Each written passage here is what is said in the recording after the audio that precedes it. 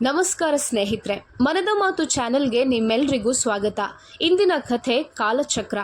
ಪಂಕಜ್ ನಾಚಿಕೆ ಇಲ್ಲದೆ ತನ್ನ ತಾಯಿ ದೇವಂತಿಗೆ, ಅಮ್ಮ, ನಿನ್ನ ವಸ್ತುಗಳನ್ನು ಪ್ಯಾಕ್ ಮಾಡಿ ನಿನ್ನ 3 ಹೆಣ್ಣು ಮಕ್ಕಳೊಂದಿಗೆ ನನ್ನ ಮನೆಯಿಂದ ಹೊರಗೆ ಹೋಗು.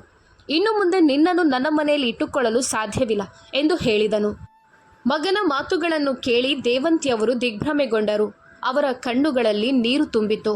ಅವರು ಹೇಳಿದರು, ಮಗ, ಈ ವಯಸ್ಸಲ್ಲಿ ನಾನು ಎಲ್ಲಿಗೆ ಹೋಗಲಿ, ಅದೂ ಕೂಡ 3 ಬೆಳೆದ ಹೆಣ್ಣು ಮಕ್ಕಳೊಂದಿಗೆ. ನೀನು ನನ್ನ ಏಕೈಕ ಬೆಂಬಲ. ಈ ಜಗತ್ತಿನಲ್ಲಿ ನಿನ್ನನ್ನು ಹೊರತುಪಡಿಸಿ ನನಗೆ ಬೇರೆ ಯಾರಿದ್ದಾರೆ? ನೀನು ನನ್ನನ್ನು ಮತ್ತು ನಿನ್ನ ಸಹೋದರಿಯರನ್ನು ಮನೆಯಿಂದ ಹೊರಗೆ ಹಾಕಿದರೆ ನಾವು ಎಲ್ಲಿಗೆ ಹೋಗುತ್ತೇವೆ? ದೇವಂತಿಯ ಮಾತುಗಳನ್ನು ಕೇಳಿ ಅವರ ಸೊಸೆ ಪ್ರಿಯಾಂಕಾ ಕೋಪದಿಂದ ಸಿಡಿದಳು. ನಾವು ನಿಮ್ಮ ಮತ್ತು ನಿಮ್ಮ ಹೆಣ್ಣು ಮಕ್ಕಳ ಯಾವುದೇ ಜವಾಬ್ದಾರಿಯನ್ನು ತೆಗೆದುಕೊಂಡಿಲ್ಲ. ನಿಮ್ಮಂಥ ಹಳ್ಳಿ ಮೂರ್ಖರಿಂದ ನಾನು ಎಷ್ಟು ಅವಮಾನವನ್ನು ಸಹಿಸಿಕೊಳ್ಬೇಕು ಅಂತ ನನಗೆ ಮಾತ್ರ ತಿಳಿದಿದೆ. ನಾನು ಇನ್ನು ಮುಂದೆ ಸಹಿಸೋದಿಲ್ಲ. ನಾನು ಹೈಫೈ ಸೊಸೈಟಿಯಲ್ಲಿ ವಾಸಿಸ್ತಿದ್ದೇನೆ ಮತ್ತು ನನ್ನ ಎಲ್ಲ ಸ್ನೇಹಿತೆಯರು ಹೈಫೈ ಸೊಸೈಟಿಯಿಂದ ಬಂದವರು. ನಿಮ್ಮ ಕಾರಣದಿಂದ ನಾನವರನ್ನು ಮನೆಗೆ ಆಹ್ವಾನಿಸಲು ಸಹ ಸಾಧ್ಯ ಆಗ್ತಿಲ್ಲ. ಅವರು ನಿಮ್ಮನ್ನು ನೋಡಿ ನಗ್ತಾರೆ. ಹಾಗಾಗಿ ನನ್ನ ಮನೆಯಿಂದ ಈಗಲೇ ಹೊರಗೆ ಹೋಗಿ ನಮ್ಮನ್ನು ಫ್ರೀಯಾಗಿ ಬದುಕಲು ಬಿಡಿ. ಮಗಳೇ, ನೀನು ನಮಗೆ ಮನೆಯ ಹಿಂದಿನ ಕೋಣೆಯನ್ನು ಕೊಟ್ಟಿದ್ದೀಯಾ. ನಾವು ತಾಯಿ ಮತ್ತು ಮಕ್ಕಳು ನಿಮ್ಮ ದೊಡ್ಡಮ್ಮನೆಗೆ ಕೂಡ ಬರೋದೇ ಇಲ್ಲ. ನೀನು ಹೇಳಿದಂತೆ ನಾವು ಬದುಕ್ತಿದ್ದೇವೆ. ಆದರೂ ನೀನು ನಮ್ಮನ್ನು ಮನೆಯಿಂದ ಹೊರಗೆ ಹಾಕ್ತಿದ್ಯಾ. ನಂತರ ತನ್ನ ಮಗನನ್ನು ನೋಡಿ ದೇವಂತಿ ಹೇಳಿದರು, ಮಗನೇ, ನಿನ್ನ ತಂದೆಯ ಮರಣದ ನಂತರ ನಿನ್ನ ಸಹೋದರಿಯರಿಗೆ ನೀನೇ ಏಕೈಕ ಆಸರೆ. ನಿನ್ನ ತಂದೆ ಸತ್ತಾಗ ನೀನವರಿಗೆ ನನ್ನ ತಾಯಿಯನ್ನು ನೋಡಿಕೊಳ್ಳುತ್ತೇನೆ, ನನ್ನ ಸಹೋದರಿಯರಿಗೆ ಶಿಕ್ಷಣ ಕೊಡಿಸ್ತೇನೆ ಅಂತ ಮತ್ತು ಅವರನ್ನು ಮದುವೆ ಮಾಡುತ್ತೇನೆ ಅಂತ ಭರವಸೆ ನೀಡಿದ್ದನ್ನು ನೀನು ಮರೆತಿದ್ಯಾ. ನೀನು ನಮ್ಮ ಹಳ್ಳಿಯ ಭೂಮಿಯನ್ನು ಮಾರಿದೆ. ನನ್ನನ್ನು ಮತ್ತು ನಿನ್ನ ಸಹೋದರಿಯರನ್ನು ನಗರದಲ್ಲಿ ಇರಿಸುವುದಾಗಿ ಭರವಸೆ ನೀಡಿದ್ದೆ. ಅದಕ್ಕಾಗಿ ನಿನ್ನ ಆಜ್ಞೆಯ ಮೇರೆಗೆ ನಾನು ಸರಿ ಅಂತ ನಿನ್ನ ತಂದೆಯ ಮರಣದ ನಂತರ ಹಿರಿಯ ಸಹೋದರನಾಗಿರುವ ನೀನು ನಿನ್ನ ಸಹೋದರಿಯರನ್ನು ನೋಡಿಕೊಳ್ತೀಯ ಅಂತ ಭಾವಿಸಿ ಹಳ್ಳಿಯಲ್ಲಿರುವ ಮನೆ ಮತ್ತು ಭೂಮಿ ಎರಡನ್ನೂ ಮಾರಿದೆ. ಆದರೆ ನೀವು ನಿಮ್ಮ ಎಲ್ಲ ಜವಾಬ್ದಾರಿಗಳಿಂದ ಮುಕ್ತರಾಗಲು ಬಯಸ್ತೀರಿ. ಈಗ ನಾವು ಹಳ್ಳಿಗೆ ಹಿಂತಿರುಗಲು ಸಾಧ್ಯ ಇಲ್ಲ. ಯಾಕಂದರೆ ಅಲ್ಲಿ ನಮಗೆ ಅಂತ ಮನೆ ಅಥವಾ ಭೂಮಿ ಎರಡೂ ಇಲ್ಲ. ಆಗ ಸೊಸೆ ಅವರ ಕೋಣೆಗೆ ಹೋಗಿ ಅವರ ಬಟ್ಟೆಗಳನ್ನೆಲ್ಲ ಒಂದು ಚೀಲದಲ್ಲಿ ತುಂಬಿಸಿ ಅವರ ಮುಂದೆ ಎಸೆದು, ಪಂಕಜ್, ಇನ್ನು ನಿನ್ನ ತಾಯಿ ತನ್ನ ಹೆಣ್ಣು ಮಕ್ಕಳೊಂದಿಗೆ ಇನ್ನೊಂದು ದಿನವಾದರೂ ಈ ಮನೆಯಲ್ಲಿದ್ದರೆ ನೆನಪಿಟ್ಟುಕೋ. ನಾನು ಈ ಮನೆಯನ್ನು ಬಿಟ್ಟು ನನ್ನ ತವರು ಮನೆಗೆ ಹೋಗ್ತೇನೆ. ನನ್ನ ತಂದೆಗೆ ಅವರ ಅಳಿಯನ ಬದಲಿಗೆ ಬೇರೆಯವರನ್ನು ಅವರ ಬಿಸ್ನೆಸ್ ಪಾರ್ಟ್ನರ್ ಆಗಿ ನೇಮಿಸಲು ಹೇಳುತ್ತೇನೆ ಎಂದು ಹೇಳಿದಳು. ಇದನ್ನು ಕೇಳಿದ ಪಂಕಜ್ ಗಾಬರಿಗೊಂಡು, ಇಲ್ಲ ಇಲ್ಲ ಡಾರ್ಲಿಂಗ್, ನೀನು ನಿನ್ನ ತವರು ಮನೆಗೆ ಈ ರೀತಿ ಹೇಗೆ ಹೋಗಲು ಸಾಧ್ಯ? ನಾನು ನಿನ್ನನ್ನು ಎಲ್ಲಿಗೂ ಹೋಗಲು ಬಿಡೋದಿಲ್ಲ ಎಂದು ಹೇಳಿದನು. ಪ್ರಿಯಾಂಕಾಳ ತಂದೆಯಿಂದಾಗಿ ತಾನು ಇಂದು ಇಷ್ಟು ದೊಡ್ಡ ಬಂಗಲೆಯಲ್ಲಿ ವಾಸಿಸುತ್ತಿದ್ದೇನೆ ಎಂದು ಪಂಕಜ್ಗೆ ಚೆನ್ನಾಗಿ ತಿಳಿದಿತ್ತು. ಅವನು ತನ್ನ ವ್ಯವಹಾರ ಪಾಲುದಾರನಿಂದ ದೊಡ್ಡ ಕಾರುಗಳನ್ನು ಹೊಂದಿದ್ದನು. ಇಷ್ಟೆಲ್ಲ ಐಷಾರಾಮಿತನ ಪ್ರಿಯಾಂಕಾಳ ತಂದೆಯಿಂದಾಗಿ ಸಿಕ್ಕಿತ್ತು. ಪ್ರಿಯಾಂಕಾ ತನ್ನ ತವರು ಮನೆಗೆ ಹೋದರೆ ಅವಳ ತಂದೆ ನನ್ನ ಮೇಲೆ ಕೋಪಗೊಂಡರೆ ನಾನು ನನ್ನ ಎಲ್ಲ ಐಷಾರಾಮಿಗಳನ್ನು ಕಳೆದುಕೊಳ್ಳುತ್ತೇನೆ. ಹೀಗೆ ಯೋಚಿಸುತ್ತಾ ಪಂಕಜ್ ಮನೆ ಬಾಗಿಲಲ್ಲಿ ಬಿದ್ದಿದ್ದ ಚೀಲವನ್ನು ಎತ್ತಿಕೊಂಡು ತನ್ನ ತಾಯಿಗೆ ಕೊಟ್ಟು, ಅಮ್ಮ, ನಿಮಗೆ ಕೇಳಿಸ್ಲಿಲ್ವಾ ಪ್ರಿಯಾಂಕಾ ಏನು ಹೇಳಿದ್ಲು ಅಂತ? ಅವಳಿನ್ನೂ ಮನೆ ಬಾಗಿಲಲ್ಲೇ ನಿಂತಿದ್ದಾಳೆ. ನಿಮ್ಮ ಹೆಣ್ಣು ಮಕ್ಕಳೊಂದಿಗೆ ಇಲ್ಲಿಂದ ಹೊರಟು ಹೋಗಿ ಎಂದನು. ಆಗ ದೇವಂತಿಯವರ ಹಿರಿಯ ಮಗಳು 18 ವರ್ಷ ವಯಸ್ಸಿನ ನೂತನ, ಅಣ್ಣ, ನೀನು ನಿನ್ನ ತಾಯಿಯನ್ನು ಹೀಗೆ ನಡೆಸಿಕೊಳ್ಳಲು ಸಾಧ್ಯ ಇಲ್ಲ. ಅಣ್ಣ ಅಪ್ಪನಂತೆ ಇರುತ್ತಾನೆ. ಸಣ್ಣವರಿದ್ದಾಗ ನಾವೆಲ್ಲರೂ ಒಟ್ಟಿಗೆ ಆಟವಾಡ್ತಿದ್ದೆವು. ನನ್ನ ಅಣ್ಣನ ಬಗ್ಗೆ ನನಗೆ ತುಂಬ ಹೆಮ್ಮೆ ಇತ್ತು. ಆದರೆ ಇಂದು ನಿನ್ನ ನಡವಳಿಕೆಯನ್ನು ನೋಡಿ ನನಗೆ ತುಂಬ ದುಃಖವಾಗ್ತಿದೆ. ತಂದೆಯ ಮರಣದ ನಂತರ ನೀನು ನಮ್ಮೆಲ್ಲರನ್ನು ಚೆನ್ನಾಗಿ ನೋಡಿಕೊಳ್ತೀಯ ಅಂತ ನಾನು ಭಾವಿಸಿದೆ. ನಾವೆಲ್ಲರೂ ನಿನ್ನಿಂದ ಹೆಚ್ಚಿನ ನಿರೀಕ್ಷೆಗಳನ್ನು ಹೊಂದಿದ್ದೆವು. ಇಂದು ನಿನಗೆ ಎಲ್ಲವೂ ಇದೆ. ದೊಡ್ಡ ಬಂಗ್ಲೆ, ದೊಡ್ಡ ಕಾರು, ಬಹಳಷ್ಟು ಹಣ. ಹಾಗಿದ್ರೂ ನೀನು ನಿನ್ನ ವಯಸ್ಸಾದ ತಾಯಿ ಮತ್ತು ಸಹೋದರಿಯರನ್ನು ನೋಡಿಕೊಳ್ಳಲು ಸಾಧ್ಯವಿಲ್ವಾ? ಪ್ರಿಯಾಂಕಾ ಕೂಗಿದಳು. ಹೌದು ಹೌದು, ನಿನಗೆ ಒಬ್ಬಳೇ ತಾಯಿ ಇದ್ದಿದ್ರೆ ನಾವು ಅವರನ್ನು ಮನೆಯ ಒಂದು ಮೂಲೆಯಲ್ಲಿ ಇಡ್ತಿದ್ದೆವು. ಆದರೆ ನಿನ್ನ ತಾಯಿ ತನ್ನೊಂದಿಗೆ ಇಡೀ ದಳವನ್ನು ಹೊತ್ತೊಯ್ಯುತ್ತಾಳೆ. ಈಗ 3 ಹೆಣ್ಣು ಮಕ್ಕಳನ್ನು ನೋಡಿಕೊಳ್ಳೋದು ನಮ್ಮ ಸಾಮರ್ಥ್ಯಕ್ಕೆ ಮೀರಿದ್ದು. ನಿಮ್ಮನ್ನು ಒಳಗೆ ಸೇರಿಸಿಕೊಳ್ಳಲು ನಾವಿಲ್ಲಿ ಧರ್ಮಶಾಲೆ ತೆರೆದಿಲ್ಲ. ಆದ್ದರಿಂದ ನೀವೀಗ ನನ್ನ ಮನೆಯಿಂದ ಹೊರಗೆ ಹೋಗಬೇಕು. ಈ ಮನೆಯನ್ನು ನನ್ನ ತಂದೆ ನನಗೆ ಕೊಟ್ಟಿದ್ದಾರೆ. ನನ್ನ ಗಂಡ ಮತ್ತು ನಾನು ಮಾತ್ರ ಅದರ ಹಕ್ಕುಗಳನ್ನು ಹೊಂದಿದ್ದೇವೆ. ತನ್ನ ಪತಿ ಪಂಕಜ್ ತನ್ನ ತಾಯಿ ಮತ್ತು ಸಹೋದರಿಯರ ಮೇಲಿನ ಪ್ರೀತಿಯಿಂದ ಪ್ರೇರಿತರಾಗಿ ಅವರ ಶಿಕ್ಷಣ ಮತ್ತು ಮದುವೆಗೆ ಹಣ ನೀಡಲು ಒಪ್ಪಬಹುದೆಂದು ಪ್ರಿಯಾಂಕಾ ಚಿಂತಿತಳಾಗಿದ್ದಳು. ಅದಕ್ಕಾಗಿ ಅವರನ್ನು ಮನೆಯಿಂದ ಹೊರಗೆ ಹಾಕುವುದು ಉತ್ತಮ ಎಂದು ಪ್ರಿಯಾಂಕಾ ಈಗಾಗಲೇ ಪ್ಲಾನ್ ಮಾಡಿದ್ದಳು. ಪಂಕಜ್ ಕೂಡ ತನ್ನ ತಾಯಿ ಮತ್ತು ಸಹೋದರಿಯರಿಗಿಂತ ಹಣ ಮತ್ತು ಐಷಾರಾಮಿಯನ್ನು ಹೆಚ್ಚು ಪ್ರೀತಿಸುತ್ತಿದ್ದನು. ಐಷಾರಾಮಿ ಜೀವನಕ್ಕಾಗಿ ಅವನವರನ್ನು ತ್ಯಜಿಸಲು ಹೊರಟಿದ್ದನು. ಪಂಕಜ್ ತನ್ನ ತಾಯಿಯ ಕಡೆ ಸ್ವಲ್ಪನಾದರೂ ಹೋಗಲು ಪ್ರಯತ್ನಿಸಿದರೂ ಪ್ರಿಯಾಂಕಾ ತನ್ನ ತಂದೆಯ ಹೆಸರು ಹೇಳಿ ಬೆದರಿಸುವ ಮೂಲಕ ಅವನನ್ನು ತನ್ನ ಕಡೆಗೆ ಮಾಡಿಕೊಳ್ಳುತ್ತಿದ್ದಳು.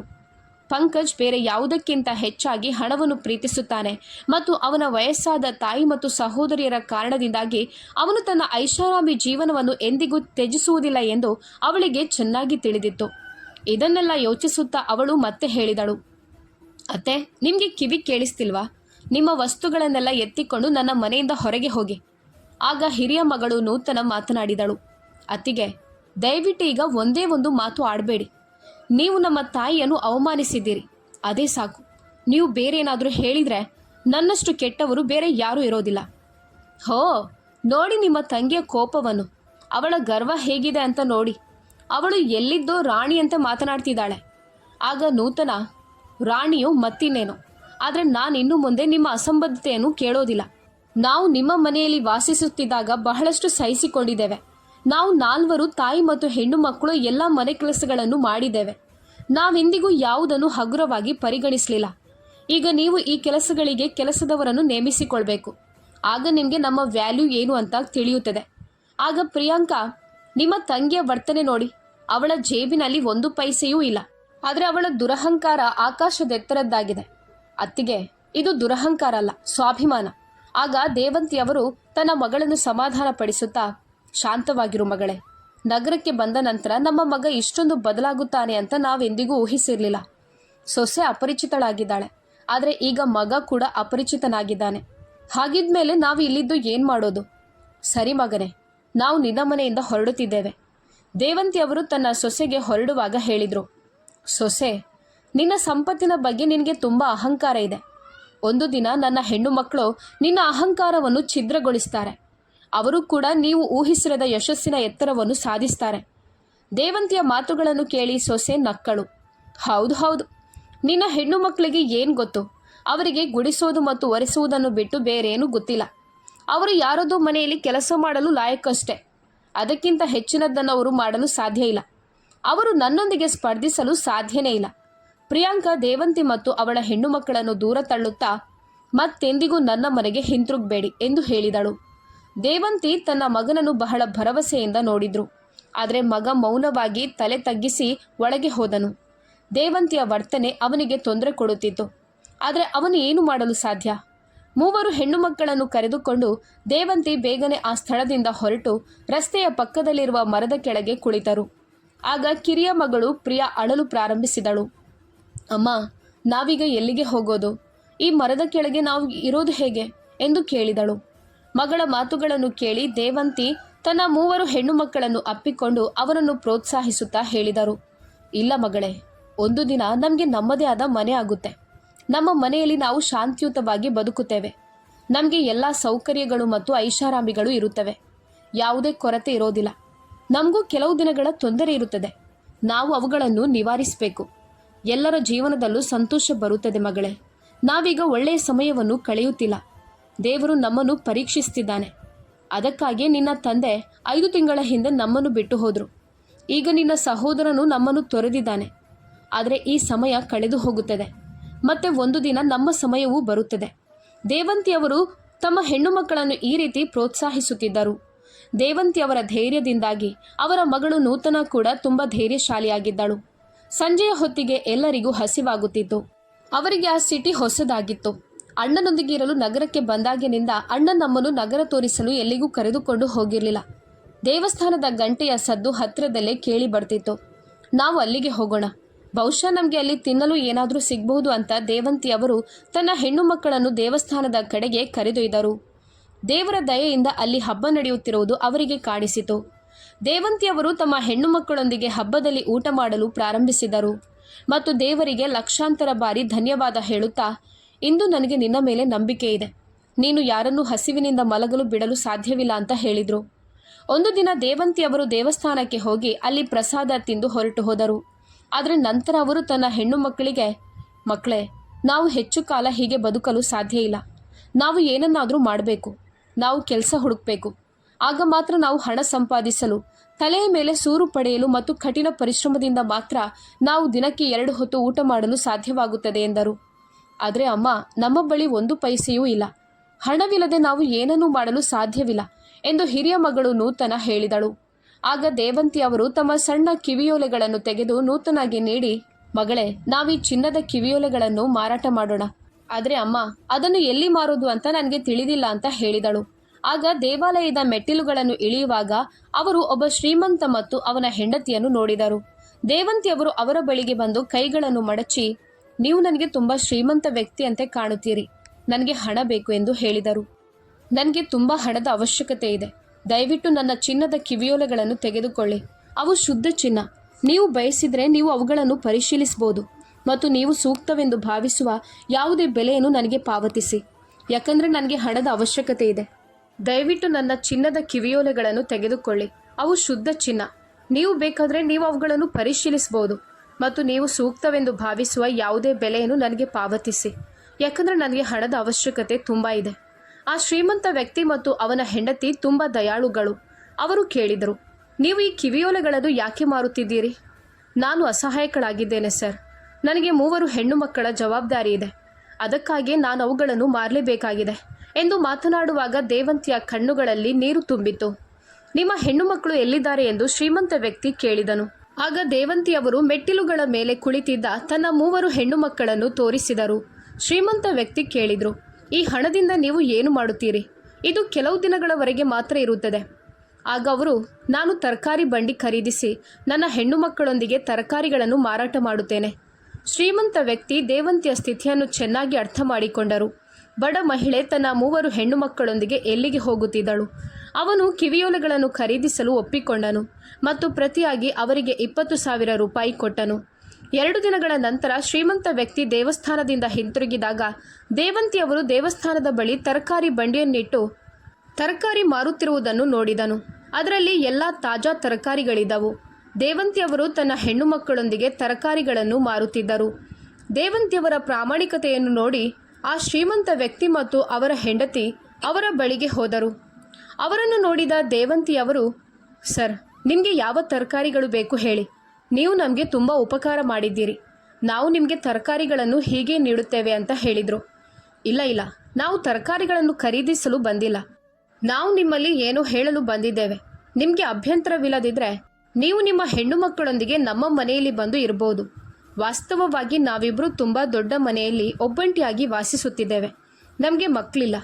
ನಮಗೆ ಮದುವೆಯಾಗಿ 30 ವರ್ಷಗಳಾಗಿವೆ. ಖಾಲಿ ಮನೆ, ನಿರಂತರ ಬೇಜಾರು. ನಮಗೆ ಹಣದ ಯಾವ ಕೊರತೆನೂ ಇಲ್ಲ. ಆದರೆ ಮಾತನಾಡಲು ಯಾರೂ ಇಲ್ಲ. ಸ್ನೇಹಿತರಾಗಲು ಯಾರೂ ಇಲ್ಲ. ನಿಮಗೆ ನಮ್ಮ ಅವಶ್ಯಕತೆ ಇದೆ ಮತ್ತು ನಿಮ್ಮಂಥ ಪ್ರಾಮಾಣಿಕ ಜನರು ನಮ್ಮ ಮನೆಯಲ್ಲಿ ಬಂದು ವಾಸಿಸಬೇಕು ಅಂತ ನಾವು ಬಯಸುತ್ತೇವೆ ಎಂದರು. ಸರ್, ನಾನು ಕೆಲಸ ಮಾಡದೆ ನಿಮ್ಮ ಮನೆಯಲ್ಲಿ ವಾಸಿಸಲು ಸಾಧ್ಯ ಇಲ್ಲ. ನಿಮ್ಮಲ್ಲಿ ಮಾಡಲು ಸ್ವಲ್ಪ ಕೆಲಸ ಇದ್ದರೆ ಮತ್ತು ನೀವು ಅದಕ್ಕೆ ನನಗೆ ಹಣ ನೀಡಿದರೆ ನಾವು ಖಂಡಿತವಾಗಿಯೂ ನಿಮ್ಮ ಮನೆಯಲ್ಲಿ ಬಂದು ಉಳಿಯುತ್ತೇವೆ.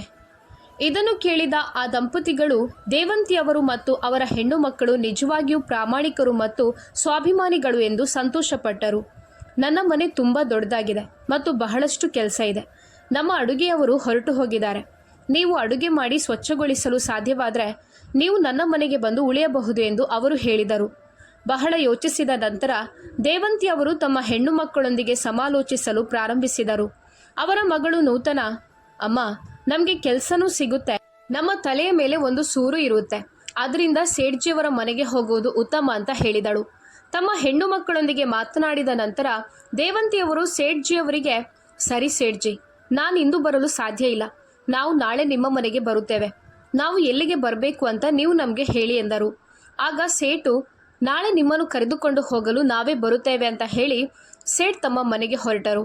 ಅವರು ಹೋದ ತಕ್ಷಣ ದೇವಂತಿಯವರ ಮಗ ಮತ್ತು ಸೊಸೆ ದೇವಸ್ಥಾನಕ್ಕೆ ಬಂದರು. ನಂತರ ಅವರ ಕಣ್ಣುಗಳು ದೇವಂತಿ ಮತ್ತು ತರಕಾರಿಗಳನ್ನು ಮಾರುತ್ತಿದ್ದ ಅವರ ಬಂಡಿಯ ಮೇಲೆ ಬಿದ್ದವು. ಸೊಸೆ ಪ್ರಿಯಾಂಕಾ ಅವರನ್ನು ನೋಡಿ ನಗುತ್ತಾ ಹೇಳಿದಳು, ನಾನು ನಿಮಗೆ ಹೇಳಿದ್ದಲ್ವಾ, ನೀವು ತಾಯಿ ಮತ್ತು ಮಕ್ಕಳಿಗೆ ಇಷ್ಟೇ ನಿಮ್ಮ ಯೋಗ್ಯತೆ ಅಂತ.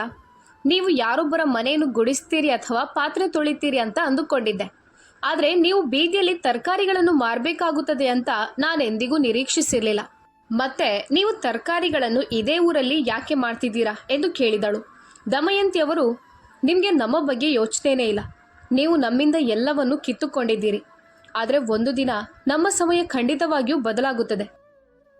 ನೀವು ಇಂದು ನನ್ನನ್ನು ಮತ್ತು ನನ್ನ ಹೆಣ್ಣು ಮಕ್ಕಳನ್ನು ಎಷ್ಟು ಗೇಲಿ ಮಾಡ್ತಿದ್ದೀರೋ ನೀವು ನೋಡ್ತೀರಿ. ಒಂದು ದಿನ ನನ್ನ ಹೆಣ್ಣು ಮಕ್ಕಳು ನಿಮ್ಮ ವಿರುದ್ಧ ನಿಲ್ಲುತ್ತಾರೆ. ಆಗ ಸೊಸೆ ಮತ್ತೆ ನಕ್ಕಳು. ಯಾಕೆ ಮುದುಕಿ, ನೀನು ತಮಾಷೆ ಮಾಡ್ತಿದ್ಯಾ? ನಿನ್ನ ಹೆಣ್ಣು ಮಕ್ಕಳು ತರಕಾರಿ ಬಂಡಿಯನ್ನು ನಡೆಸುವ ಮೂಲಕ ನನಗೆ ಸಮಾನರಾಗ್ತಾರಾ? ಆ ತರಕಾರಿ ಬಂಡಿಯನ್ನು ಇಲ್ಲಿಂದ ತೆಗೀರಿ ಎಂದು ಹೇಳುತ್ತಾ ಸೊಸೆ ಎಲ್ಲ ತರಕಾರಿಗಳನ್ನು ಎಸೆದಳು. ಹತ್ತಿರದಲ್ಲಿ ನಿಂತಿದ್ದ ಮಗ ನೋಡುತ್ತಿದ್ದನು, ಆದರೆ ಅವನು ಏನೂ ಹೇಳಲಿಲ್ಲ. ತರಕಾರಿಗಳನ್ನು ಎಸೆದ ನಂತರ ಇಬ್ಬರು ಮಗ ಮತ್ತು ಸೊಸೆ ಕಾರು ಹತ್ತಿ ಮನೆಗೆ ಹೋದರು. ಇಂದು ದೇವಂತಿ ಮತ್ತು ಅವರ ಹೆಣ್ಣು ಮಕ್ಕಳ ಕಣ್ಣುಗಳಲ್ಲಿ ಕಣ್ಣೀರು ಇರಲಿಲ್ಲ. ಬದಲಿಗೆ ಅವರ ಹೃದಯದಲ್ಲಿ ಒಂದು ಹಠ ಜಾಗೃತಗೊಂಡಿತ್ತು. ಅದು ಯಾವ ರೀತಿಯ ಹಠ ಅಂದರೆ, ಹೇಗಾದರೂ ಮಾಡಿ ಬಹಳಷ್ಟು ಹಣವನ್ನು ಗಳಿಸುವ ಹಠ. ನಾವು ಹಣ ಸಂಪಾದಿಸಬೇಕು ಮತ್ತು ನಮ್ಮ ಅಣ್ಣ ಮತ್ತು ಅತ್ತಿಗೆಗೆ ಅವರ ಸ್ಥಾನವನ್ನು ತೋರಿಸಬೇಕು. ಅದನ್ನು ಸಾಧಿಸಲು ನಾವು ಹಗಲಿರುಳು ಕೆಲಸ ಮಾಡಬೇಕಾದ್ರೂ ಸರಿ. ನಾವು 3 ಸಹೋದರಿಯರು ಕಷ್ಟಪಟ್ಟು ಕೆಲಸ ಮಾಡುತ್ತೇವೆ. ಆದರೆ ನಮ್ಮ ತಾಯಿ ತಲೆಬಾಗಲು ನಾವೆಂದಿಗೂ ಬಿಡೋದಿಲ್ಲ. ಅಮ್ಮ, ನೀವು ಚಿಂತಿಸಬೇಡಿ. ಮುಂಜಾನೆ ದೇವಂತಿಯವರು ತನ್ನ ಹೆಣ್ಣು ಮಕ್ಕಳೊಂದಿಗೆ ದೇವಸ್ಥಾನದ ಬಳಿ ಕುಳಿತಿದ್ದಾಗ ಸೇಠ್ ಮತ್ತು ಅವರ ಪತ್ನಿ ಕಾರಿನಲ್ಲಿ ಅವರನ್ನು ಕರೆದುಕೊಂಡು ಹೋಗಲು ಬಂದರು. ಮೊದಲು ಎಲ್ಲರೂ ದೇವಸ್ಥಾನಕ್ಕೆ ಭೇಟಿ ನೀಡಿದರು. ನಂತರ 4 ತಾಯಂದಿರು ಮತ್ತು ಹೆಣ್ಣು ಮಕ್ಕಳು ಅವರ ಜೊತೆ ಕಾರನ್ನು ಹತ್ತಿ ತಮ್ಮ ಮನೆಗೆ ಮರಳಿದರು. ಸೇಠ್ಜಿಯವರ ಮನೆ ನಿಜಕ್ಕೂ ತುಂಬ ದೊಡ್ಡದಾಗಿತ್ತು. ಆದರೆ ಅದರಲ್ಲಿ ಕೇವಲ 2 ಮಾತ್ರ ವಾಸಿಸುತ್ತಿದ್ದರು. ಅಡುಗೆಯವರಿಗೆ ಎಂದು ಮನೆಯ ಹೊರಗೆ ಒಂದು ಸಣ್ಣ ಮನೆ ಇತ್ತು. ದೇವಂತಿಯವರು ತಮ್ಮ 3 ಹೆಣ್ಣು ಮಕ್ಕಳೊಂದಿಗೆ ಆ ಮನೆಯಲ್ಲಿ ವಾಸಿಸಲು ಪ್ರಾರಂಭಿಸಿದರು.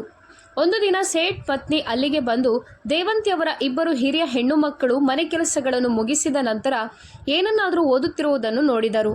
ಆಗ ಅವರು, ಮಗಳೇ, ನೀನೇನು ಓದ್ತಿದ್ಯಾ ಎಂದು ಕೇಳಿದರು. ಏನೂ ಇಲ್ಲ ಆಂಟಿ, ಇವು ನನ್ನ ಹಳೆಯ ಪುಸ್ತಕಗಳು.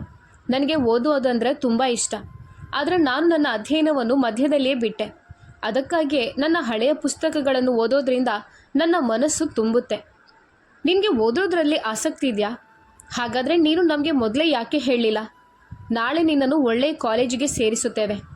ನಿನ್ನನ್ನು ಮಾತ್ರ ಅಲ್ಲ, ನೀವು 3 ಸಹೋದರಿಯರನ್ನು ಕಾಲೇಜಿಗೆ ಮತ್ತು ಶಾಲೆಗೆ ಸೇರಿಸುತ್ತೇವೆ. ನೀವು ಆರಾಮವಾಗಿ ಓದಿ ಎಂದು ಸೇಠ್ಜಿಯವರ ಪತ್ನಿ ಹೇಳಿದರು. ಅವರ ಮಾತುಗಳನ್ನು ಕೇಳಿ 3 ಹೆಣ್ಣು ಮಕ್ಕಳ ಕಣ್ಣುಗಳು ಸಂತೋಷದಿಂದ ಬೆಳಗಿದವು. ಅವರು ಅಧ್ಯಯನದ ಬಗ್ಗೆ ಕೇಳಿದಾಗ ಇವರಿಗೆ ಒಮ್ಮೆಯೂ ನಿರಾಕರಿಸಲು ಸಾಧ್ಯವಾಗಲಿಲ್ಲ. ಬೇಗನೆ ಸೇಠ್ ಮತ್ತು ಅವರ ಪತ್ನಿ ಅವರನ್ನು ಅಡ್ಮಿಷನ್ ಮಾಡಿಸಿದರು.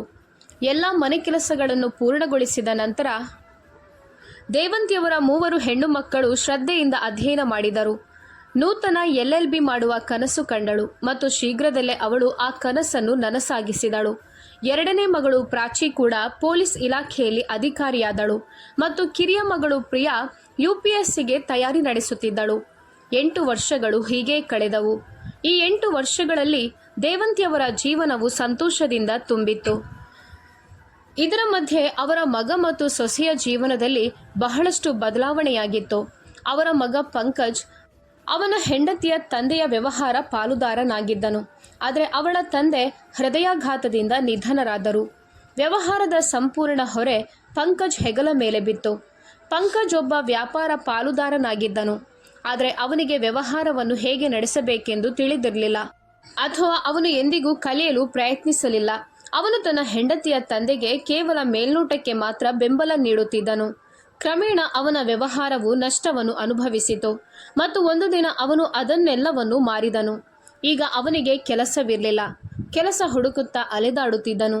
ನಂತರ ಒಂದು ದಿನ ಅವನು ತನ್ನ ತಂಗಿ ನೂತನ ಕಾರು ಓಡಿಸುವುದನ್ನು ನೋಡಿದನು.